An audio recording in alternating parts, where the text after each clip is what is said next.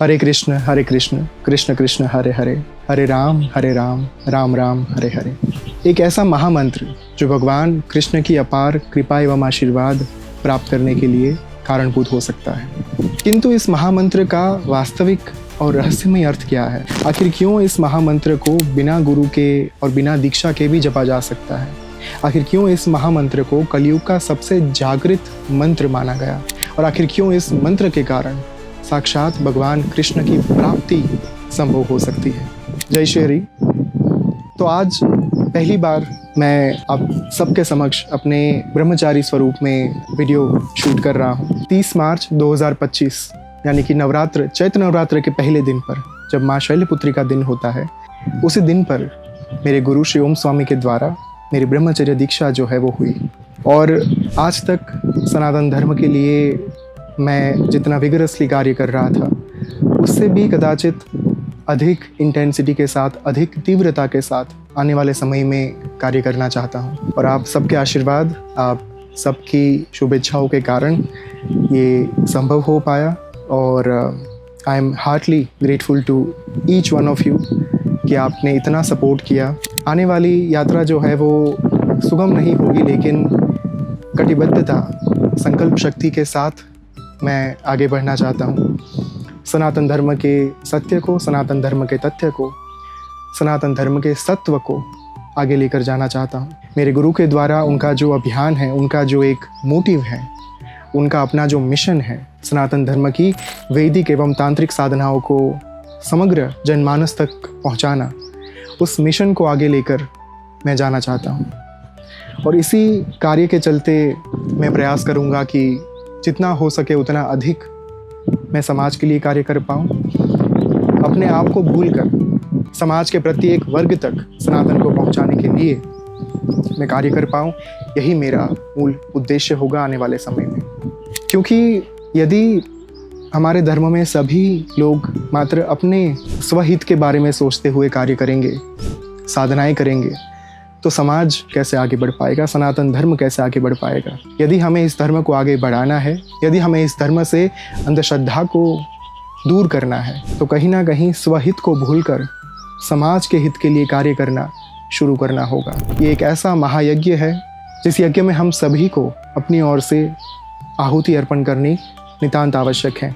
मुझे एक बहुत ही सुंदर प्रसंग याद आ रहा है जो रामायण में हमें प्राप्त होता है। जब राम सेतु का निर्माण हो रहा था और समग्र वानर सेना अपनी पीठ पर महाकाय पत्थर लेकर सेतु के निर्माण के लिए कार्यरत थी, उस समय पर वहाँ पर एक छोटी सी स्क्विरल थी। और उस स्क्विरल को भी मन में ये इच्छा थी कि मैं भी राम सेतु बनाने के लिए अपना योगदान दूँ। तो वो अपनी छोटी सी पीठ के ऊपर छोटे से पत्थरों को लेकर उसके ऊपर भगवान राम का नाम लिखते हुए उसे राम सेतु में बहा रही थी। तो इस घटना को देखकर जो वहाँ के महाकाय वानर थे, विशालकाय वानर थे, वो हंस पड़े। किसी ने मजाक उड़ाया, किसी ने हास परिहास किया, किंतु जो स्क्विरल थी उसने पीछे हट नहीं की, वो लगी रही अपने कार्य में। और एक क्षण ऐसी आई जब भगवान राम की दृष्टि उस स्क्विरल के ऊपर गई। तब उन्होंने उनकी पीठ को सहलाते हुए कहा कि आपका योगदान चिरकालीन रहेगा, चिरकाल तक लोगों के जनमानस में आपका योगदान अमर होगा। और उसी समय से कहा जाता है कि स्क्विरल की पीठ के ऊपर जो हमें निशान देखने को मिलते हैं, वो भगवान राम के द्वारा उनकी पीठ को सहलाने के बाद बने हुए थे, जो आज तक देखे जा सकते हैं। वो निशान उनके योगदान को दर्शाते हैं जो राम सेतु को बनाने के लिए उन्होंने दिया था। तो यदि हम बहुत बड़ी ज्वाला को प्रकट ना कर पाए, कोई बात नहीं, किंतु अपनी ओर से एक छोटी सी आहुति अर्पण करते हुए, अपनी ओर से एक छोटा सा प्रयास करते हुए सनातन को बचाने का, सनातन की मूल साधनाओं को आगे बढ़ाने का एक प्रयास तो अवश्य कर ही सकते हैं। और यही मेरा मूल उद्देश्य है। तो इसी एक छोटी सी ब्रीफ बात के बाद मैं आज के इस वीडियो की शुरुआत करना चाहता हूँ, क्योंकि आज का ये वीडियो बहुत ही महत्वपूर्ण रहने वाला है। मेरी ब्रह्मचर्य दीक्षा के बाद मैं पहली बार आप सभी के समक्ष आ रहा हूँ। और आज का वीडियो है हरे कृष्ण महामंत्र के ऊपर। हरे कृष्ण कृष्ण कृष्ण हरे हरे, हरे राम राम राम हरे हरे। ये मंत्र 2 भागों में विभाजित है।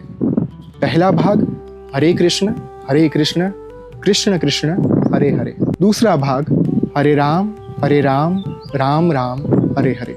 दोनों भाग कुल 16 अक्षरों से बनते हैं, यानी कि कृष्ण भगवान का जो भाग है, उनके नाम का जो भाग है वो 16 अक्षर का है, और भगवान राम के नाम का जो भाग है वो भी 16 अक्षर का है। इस मंत्र को यदि ध्यान से देखेंगे तो कुल 3 शब्द जो है, 3 नाम इस मंत्र में बार बार पुनरावर्तित होते हैं। कौन से हैं ये 3 नाम? कृष्ण, राम, हरे। इन तीनों नामों के बारे में जानने से पहले, इन तीनों नामों के रहस्य के बारे में जानने से पहले ये जानना ज़रूरी है कि आज इस वीडियो में हम इस मंत्र की बात क्यों कर रहे हैं। क्योंकि आने वाले मई के महीने में, मई 2025, 6 मई से लेकर 13 मई तक श्री ओम स्वामी के श्री बद्रिका आश्रम में हम हरे कृष्ण महामंत्र की साधना का आयोजन करने जा रहे हैं। 5 दिन की ये अत्यंत शक्तिशाली, प्रभावशाली साधना के माध्यम से भगवान कृष्ण को अपने अंतर्मन में धारण करने के उद्देश्य के साथ ये साधना जो है वो की जा रही है, अत्यंत शक्तिशाली हरे कृष्ण मंत्र के साथ, अत्यंत प्रभावशाली मंत्र के साथ। ये मंत्र अपने आप में जागृत मंत्र है। कलयुग में इस मंत्र की साधना करने के लिए, इस मंत्र को जपने के लिए ना तो गुरु की आवश्यकता है, ना तो दीक्षा की आवश्यकता है, ना तो किसी प्रकार के नियमों की आवश्यकता है, क्योंकि इस मंत्र को जपने के लिए कोई नियम बनाए ही नहीं गए। ये मंत्र अपने आप में उत्कीलित है, निष्कीलित है, यानी कि अनलॉक्ड है। इस मंत्र के ऊपर किसी प्रकार का ताला नहीं लगा हुआ, किसी प्रकार के रूल्स एंड रेगुलेशंस नहीं है जो इस मंत्र को बांध रहे हो। इसलिए कलयुग का सबसे जागृत मंत्र जो है वो हरे कृष्ण महामंत्र को माना गया कि इसी मंत्र के कारण, इसी जागृत मंत्र के साथ भगवान कृष्ण की कृपा को प्राप्त कर पाना संभव है, भगवान कृष्ण को हृदय कमल पर धारण कर पाना संभव है। क्योंकि यही कार्य जो है मेरे गुरु श्री ओम स्वामी ने भी किया, क्योंकि वे पिछले 25 सालों से इस मंत्र का नित्य उच्चारण करते आ रहे हैं। इसी मंत्र के कारण उन्होंने भगवान कृष्ण को अपने हृदय कमल पर धारण किया हुआ है। इसी मंत्र के कारण उन्हें भगवान कृष्ण की भक्ति प्राप्त हो पाई। और इस मंत्र को सबसे पहले जिन्होंने जागृत किया, आज से 500 साल पहले चैतन्य महाप्रभु जी, जो साक्षात भगवान कृष्ण के अवतार माने गए, उनके द्वारा जब उनको इस मंत्र की दीक्षा प्राप्त हुई, उन्होंने अपना पूरा जीवन मात्र इस एक मंत्र को जागृत करने में लगा दिया। वहाँ से उनकी परंपरा में यह मंत्र जो है वो आगे बढ़ा, उस संप्रदाय में आगे बढ़ा। वैष्णवों के द्वारा इस मंत्र को अविरत जपा गया। हालांकि इस मंत्र का वर्णन हमें उपनिषदों में प्राप्त होता है, कई सारे पुराणों में प्राप्त होता है, इंक्लूडिंग पद्म पुराण, ब्रह्मांड पुराण, ब्रह्म पुराण, तो वहाँ से इस मंत्र का उल्लेख प्राप्त होता है। किंतु सबसे पहले कलयुग में जिन्होंने इस मंत्र को जागृत किया वो थे चैतन्य महाप्रभु जी, और उसके बाद ये मंत्र उनकी परंपरा में आगे बढ़ा।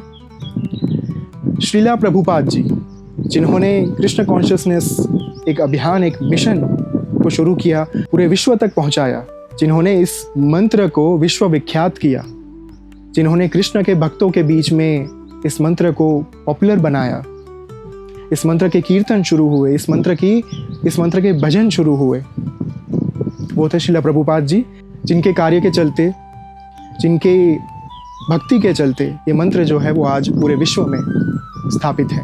पूरे विश्व के समस्त जन जो है वो इस मंत्र का जाप करते हैं, इस मंत्र का कीर्तन करते हैं, और उसी मंत्र की साधना मेरे गुरु श्री ओम स्वामी ने भी की। तो इस मंत्र में जो 3 शब्द हैं, कृष्ण, राम और हरे, ये क्या सूचित करते हैं? सबसे पहले भगवान कृष्ण का जो नाम है वो इस मंत्र में प्राप्त होता है, क्योंकि कृष्ण प्रधान पुरुषेश्वर हैं, पुरुषोत्तम हैं, लीलाधर हैं। उनको भगवान विष्णु का एक प्रमुख अवतार भी माना जाता है, पूर्ण अवतार भी माना जाता है, इसलिए उनका यहाँ पर होना तो स्वाभाविक है। दूसरा शब्द है राम। अब राम नाम के साथ 3 अर्थ जुड़े हुए हैं। सबसे पहला अर्थ, जो त्रेता युग में भगवान विष्णु के अवतार हुए, मर्यादा पुरुषोत्तम श्री राम, एक तो उनका नाम यहाँ पर हम मान सकते हैं। किंतु एक छिपा हुआ अर्थ इस मंत्र में राम शब्द का ये भी है कि भगवान राम सबसे पहले जिस स्वरूप में प्रकट हुए, एक्सपांशन उन्होंने अपने जिस स्वरूप में सबसे पहले किया, वो थे उनके बड़े भाई के स्वरूप में, बलराम के स्वरूप में। तो उस बलराम के राम को भी यहाँ पर सूचित किया जाता है। तो उस बलराम के राम शब्द को भी यहाँ पर हम एक बहुत ही महत्वपूर्ण एस्पेक्ट मानते हैं इस मंत्र का। और राम नाम का तीसरा एस्पेक्ट है, ये भी कहा जाता है कि राम शब्द जो है वो राधा रमण शब्द से आया। तो राधा रमण जो है वो कहीं ना कहीं भगवान का ही अपना नाम है। और अब तीसरे शब्द के ऊपर आते हैं, हरे। हरे शब्द के दो पहलू हैं। सबसे पहला अर्थ हर यानी देवादिदेव महादेव शिव, और दूसरा अर्थ हरि। हरि यानी भगवान विष्णु, साक्षात श्री हरि। अब हरे शब्द का एक तीसरा अर्थ भी हमें शास्त्रों से प्राप्त होता है। हरे शब्द का एक अर्थ है जो भगवान श्री कृष्ण की संगिनी शक्ति है, वो भगवान कृष्ण की संगिनी शक्ति है देवी राधा। अब ये कहा जाता है कि जब तक आप कृष्ण के नाम के साथ राधा का नाम ना जोड़े तब तक कृष्ण जो है वो अपूर्ण है, तब तक उनका मंत्र जो है वो अपूर्ण है। तो इसी उद्देश्य के साथ, यानी कि राधा कृष्ण का स्मरण साथ में हो पाए, इसी उद्देश्य के साथ यहाँ पर हरे शब्द जो है वो पूरे मंत्र में आपको बार बार दिखाई देगा। तो इसी कारण से हरे शब्द के तीन अर्थ हैं, एक शिव, दूसरा विष्णु, तीसरा राधा।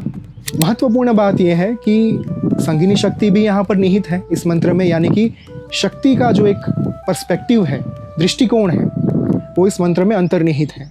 दूसरा शैव दृष्टिकोण, क्योंकि शैव और वैष्णव यानी कि शिव और विष्णु के बिना संसार अपूर्ण है, अधूरा है। क्योंकि शास्त्र ने बार बार ये कहा है, शिव विष्णु को ध्याते हैं, विष्णु शिव को ध्याते हैं। तो इसी कारण से शिव का एस्पेक्ट जो है वो भी यहाँ पर अंतर्निहित है, और विष्णु का अपना एस्पेक्ट, हरि का एस्पेक्ट भी इस मंत्र में, इस पर्टिकुलर शब्द में अंतर्निहित है। तो इसी एक अंडरस्टैंडिंग के साथ इस मंत्र में हम तीन शब्द बार बार सुनते हैं, हरे, कृष्ण और राम। अब एक और महत्वपूर्ण रहस्यमय बात, जो इस मंत्र का आप एसोटेरिक मीनिंग कह सकते हैं। मैंने पहले आपको कहा कुछ मिनटों पहले कि ये मंत्र दो भागों में विभाजित है। पहला भाग 16 अक्षर का, दूसरा भाग 16 अक्षर का। मैंने कई सारे अपने पॉडकास्ट में, अपने वीडियोस में पहले भी कहा था कि कृष्ण जो है वो काली का ही एक स्वरूप है, काली ही कृष्ण है, क्योंकि दोनों के बीज मंत्र क्लिंग है, दोनों के वर्ण श्याम है, एक श्यामा है, दूसरे श्याम है। वैसे ही यहाँ पर भगवान कृष्ण का एक प्रकृति एस्पेक्ट है, वो भी रिवील होता है, उजागर होता है। वो कैसे? 16 अक्षर क्या सूचित करते हैं? 16 अक्षरों से बनता है षोडशाक्षरी मंत्र। 16 अक्षरों के साथ जुड़ी हैं देवी ललिता महात्रिपुर सुंदरी। 16 अक्षरों के साथ जुड़ी है श्री विद्या, जो प्रधान महाविद्या के तौर पर स्थापित हैं, जो ब्रह्मांड की सर्वोच्च तंत्र विद्या है, वो 16 अक्षर की है। इसलिए महादेव ने कहा था, राज्यम देहि शिरोदेहि न देयम षोडशाक्षरी। हे वरानने, जब आप अपने भक्त पर संतुष्ट हो, प्रसन्न हो, तब आप यदि चाहे तो उन्हें राज्य के राज्य दान में दे दे, सुवर्ण दान में दे दे। यदि वो साधक संतुष्ट ना हो तो अपना सिर काट कर दे दे, किंतु किसी अयोग्य साधक को न देयम षोडशाक्षरी, यानी कि आपके 16 अक्षर का जो मूल मंत्र है, श्री विद्या का जो मूल मंत्र है, वो कभी भी प्रदान मत करिएगा, क्योंकि अयोग्य व्यक्ति के हाथ में आकर ही वो मंत्र जो है उसका दुरुपयोग हो सकता है। तो यही 16 अक्षर का जो मंत्र है वो यहाँ पर भी अंतर्निहित है, क्योंकि कृष्ण ही काली है, काली ही कृष्ण है, काली ही कहीं ना कहीं श्री विद्या है, क्योंकि श्री विद्या में 2 क्रम प्राप्त होते हैं, एक श्री क्रम और एक काली क्रम। 16 अक्षर प्रकृति और पुरुष के मूल तत्व को उजागर करते हैं, क्योंकि ये समस्त संसार, ये समस्त ब्रह्मांड कहीं ना कहीं प्रकृति और पुरुष स्वरूप से बना हुआ है। यदि ये दोनों ऊर्जाएं ना हो, यदि इन दोनों ऊर्जाओं में से एक ऊर्जा का भी प्राकट्य ना हुआ होता, तो आज हम जो अपने आसपास संसार देख रहे हैं उसका प्राकट्य ना हुआ होता, उसका जन्म ना हुआ होता। इसी एक कारण से इस मंत्र को अत्यंत प्रभावशाली माना गया, क्योंकि इस मंत्र में प्रकृति और पुरुष दोनों के जो एक महामंत्र का एस्पेक्ट है वो अंतर्निहित है। यानी कि षोडशी भी यहाँ पर है और सदाशिव भी यहाँ पर है, कृष्ण भी यहाँ पर है, काली भी यहाँ पर है, यहाँ पर विष्णु भी है, यहाँ पर हरि भी है, एवं यहाँ पर राम भी है, यहाँ पर कृष्ण भी है। तो जो ड्यूअल एस्पेक्ट है, जो ड्युअलिटी का एस्पेक्ट है, जो द्वैत का एस्पेक्ट है हमारे शास्त्र में दिया गया, वो यहाँ पर अपने आप में समाविष्ट किया गया है। और इन्हीं 2 भागों में विभाजित मंत्र को हम जागृत करने वाले हैं तारीख 6 मई से लेकर 13 मई तक, बद्रिका आश्रम की पावन भूमि के ऊपर, जहाँ पर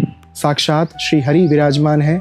कृष्ण अपने पूर्ण स्वरूप में स्थापित हैं, क्योंकि श्री ओम स्वामी को उनका साक्षात्कार हुआ था 11 मई 2011 को, और उन्होंने तारीख 4 अप्रैल 2014 को जो भगवान श्री हरि के विग्रह को प्राण प्रतिष्ठित किया, उसमें भी भगवान कृष्ण की ऊर्जा अंतर्निहित है, प्राण प्रतिष्ठित है। तो इसी कारण से यहाँ पर इस भूमि पर इस मंत्र को जागृत करना अपने आप में सौभाग्य की बात होगी, अपने आप में एक बहुत ही उत्कृष्ट बात मानी जाएगी।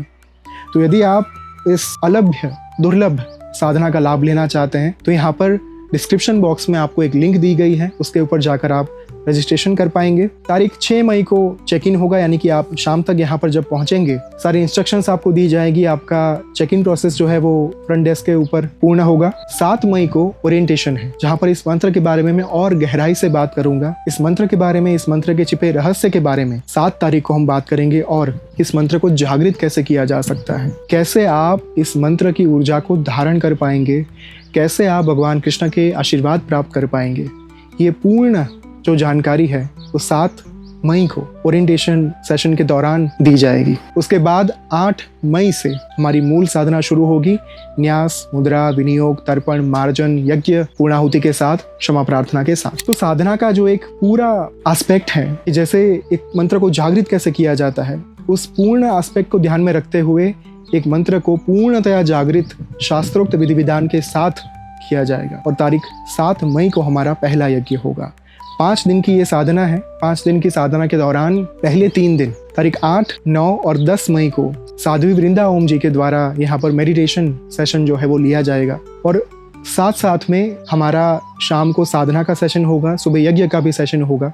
यदि आप और जानकारी प्राप्त करना चाहते हैं कि सेशन में क्या होगा, कैसे होगा, तो उसके बारे में डिटेल्स जो है वो आपको डिस्क्रिप्शन बॉक्स में जो वेबसाइट दी गई है, जो लिंक दी गई है रजिस्ट्रेशन की, उसके ऊपर प्राप्त हो जाएगी। डेली सुबह 5:15 पर हमारा मूल मंत्र का यज्ञ होगा। तारीख 11 और 12 मई को हम और आप साथ में बैठकर आपके जो भी प्रश्न हैं उनके मैं उत्तर प्रदान करने की कोशिश करेंगे। तो 11 और 12 को Q&A सेशन होगा। पहले 3 दिन साध्वी जी का मेडिटेशन सेशन भी होगा, यज्ञ भी होगा, 5 के 5 दिन यज्ञ होगा, साधना का सेशन भी होगा, जपा का सेशन भी होगा।